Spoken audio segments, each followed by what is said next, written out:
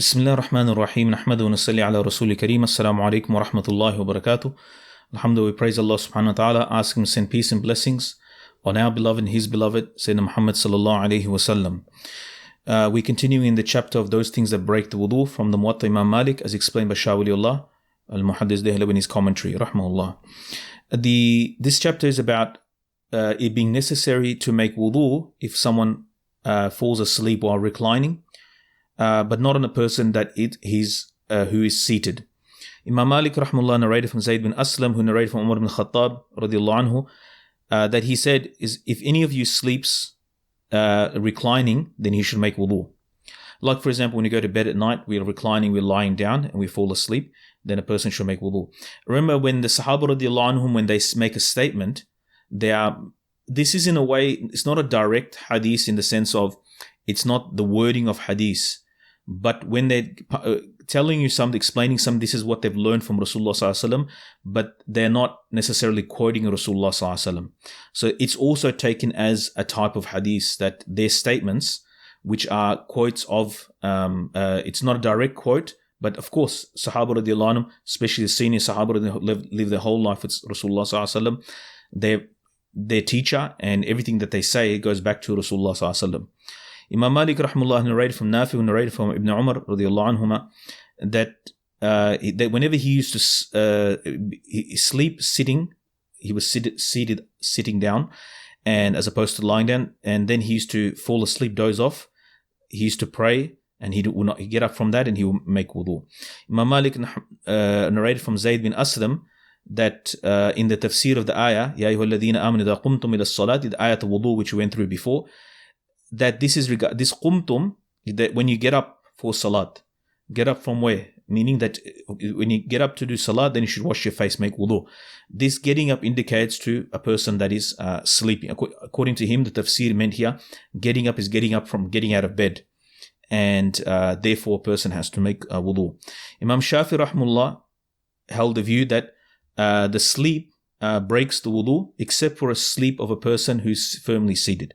Imam Hanifa rahimahullah said, even if a person if a person is standing or seated, or he's in sajda, there's no wudu upon him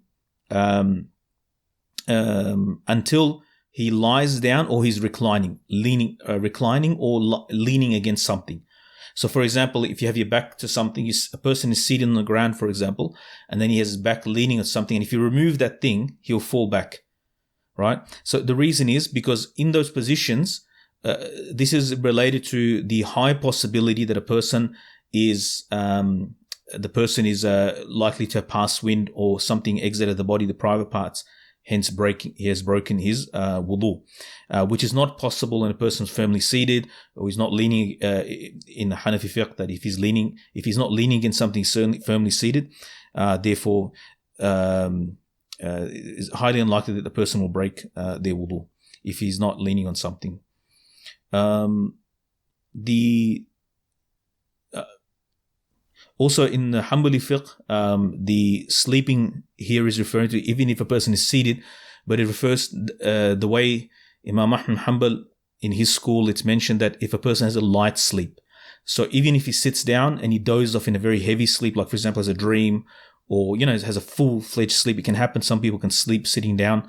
That also in the Hanbali fiqh, it's a deep sleep, that a person goes into a full sleep. A light dozing off doesn't break the wudu, but anything else other than that or more than that does break the wudu. The next chapter is the wudu min masil farj, the wudu from touching the private parts. Imam Malik narrated from Abdullah bin Abi Bakr bin Muhammad bin Amr bin Hazm that he heard Urwa bin Zubayr rahimahullah yaqul, he said that I went in the presence of Marwan ibn Hakam, and we had a discussion regarding wudu, and I said to Marwan that Marwan said whoever touches his private parts, then he has to do wudu. There's a wudu obligation, wudu him. So Urwa said, I don't know that. Then Marwan narrated that Busra bint Safwan, that she informed me that she heard Rasulullah sallallahu alaihi wasallam say that when any of you touches his private parts, then he should make wudu. Imam Malik rahimahullah narrated from Ismail bin Muhammad bin Sa'ad bin Abi Waqqas, from Mus'ab bin Sa'ad bin Abi Waqqas, that he heard from his father that I was carrying the Quran, Mus'haf, ala Sa'ad ibn Waqqas, to his father, and then because he had to fix his undergarment and so forth, and he goes, I think that you might have touched your private parts beneath it, because the way he put his hand underneath his izar or lungi or sarong. And I said, yes, I did touch it. Then he said, make wudu. And then I went and I did wudu and I returned. Imam Malik Rahimahullah has narrated from Nafi, who narrated from Abdullah bin Umar, that he used to say, if any of you touch your private parts, then you should make wudu. Imam Malik Rahimahullah has furthermore narrated from Hisham bin Urwa, from his father, that he used to say, whoever touches his private parts, then it's necessary for him to make wudu.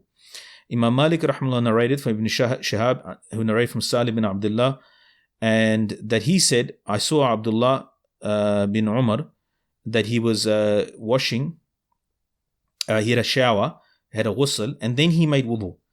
And he said, oh my dear father, isn't the ghusl sufficient for you? Isn't the ghusl sufficient for you, that you don't need to make wudu?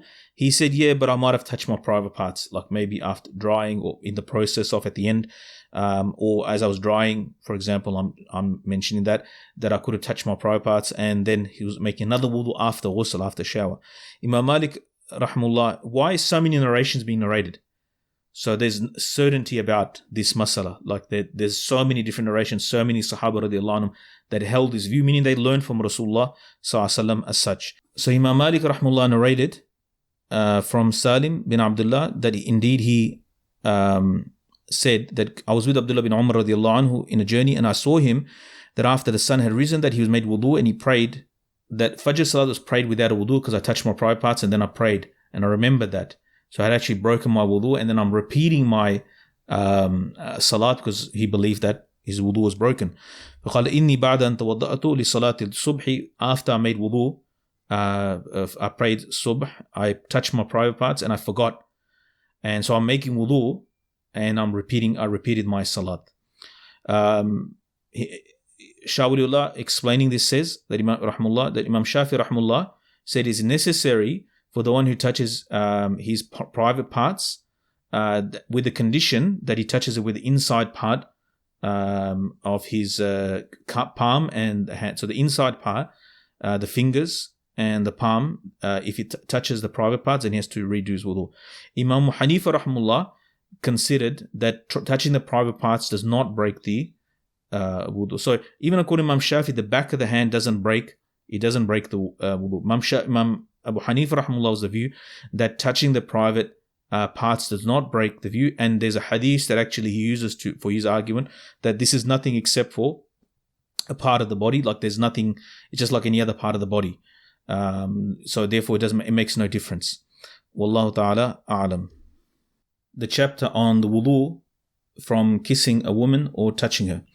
Imam Malik Rahimahullah narrated from Ibn Shihab, who narrated from Salim bin Abdullah, who narrated from his father Abdullah bin Umar, that indeed he said that a man's kissing of a woman or touching her with his hand, in regards to that, he said, whoever kisses a woman or touches her with his hand, then upon him is wudu.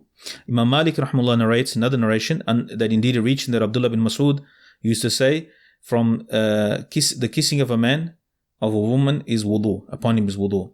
And Ibn Shihab, that he said, he used to say, from the kissing of a man of a woman there's wudu. So Imam Shafi Rahimahullah had the view that by touching a man touching a woman, both of if they touch each other, then their wudu is broken. Imam Hanifa Rahimahullah said touching does not necessitate wudu, and he gives the proof of the hadith of Aisha radiallahu anha from Nabi sallallahu alaihi wasallam that he kissed her and didn't make wudu. And so he said that when we're talking about touching, it probably means when he talks about doing wudu or cleaning or washing afterwards, it probably is referring to intercourse. Imam Ahmad bin Hanbal Rahimahullah in his school sort of combines, it takes the middle way in this matter, is that touching with shahwa, with desire, with lust, breaks the wudu. So if a person just touches, for example, a man touches his wife, normal bumping or touching and so forth doesn't break the wudu. But if it's touched with lust or desire, then it breaks the wudu. May Allah subhanahu wa ta'ala give us understanding and tawfiq to practice what we say in here. Obviously, this Imam Shah Walilullah is trying to reconcile between two great schools, always mentioning both their views together to bring an acceptability that it's fine to have a difference of opinion. He wrote this book, and he says it at the beginning, I mentioned this at the beginning, that due to the excessive difference of opinion in his time, and almost to a point of fighting, and it caused a lot of difference and friction, that this book was to highlight that both have a legitimate stance. It's not permissible for anybody just to pick and choose as they wish, to follow the desires, which is haram in deen. But if we are following one view, let's say we're following the Hanafi view, or we're following the Shafi or Hanbali or the Maliki view, then especially in a country like Australia, where there's diverse madahib, I mean, mainly we have Shafi'is and Hanafis as well in Australia, or people follow those two views. But if we see a view that is contrary or different, it may not be something that used to within the legitimate schools, not, just bringing views from left field. Then we have to learn how to not make them to the point of become adversarial and fight over these issues. These are acceptable views. Imam Shah Walilullah is a Hanafi, great Hanafi scholar, but he's mentioning the views of the madhab with great respect in an academic way. The benefit of sticking to a school is very obvious. The ulama have spelled it out, is for the average person, and even for the graduates of madrasas and for Islamic universities, they are required to stick to a school, because abandoning these schools creates disorder and chaos. If everybody just starts following their own opinion, we have a million opinions. We start picking and choosing, and of course confusion among the general masses who might not be aware of the intricacies and so forth of this school. But so I'm reading this, Shah Waliullah's normalizing different views, that there is this view and this view, and in society like ours and time like ours, we have to learn how to respect the other, which is a legitimate and based on firmly based fiqh background on hadith. This is not just made up views. These ikhtilaf are not just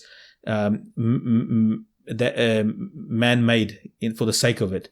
These are academic differences, and some of us practice one way, some of us, especially in our community in Australia, some might practice another way, but each of them have the dalils and proofs and backgrounds, arguments, counter-arguments, etc.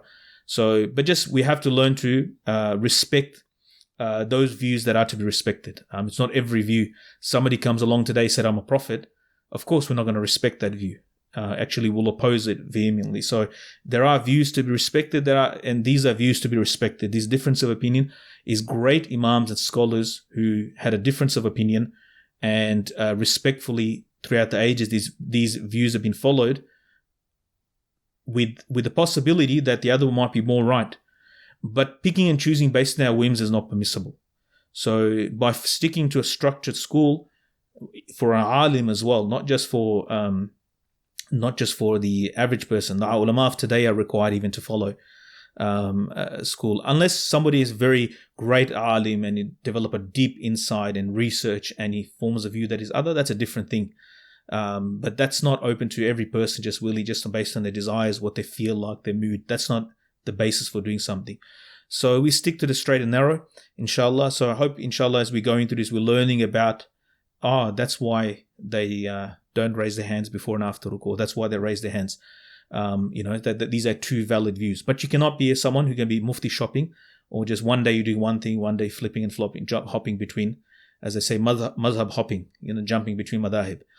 This is something shows instability of a person as opposed to their discerning nature. Wallahu alam. May Allah give us tawfiq and to practice what we say here. Wassalamu alaikum wa rahmatullahi wa barakatuh.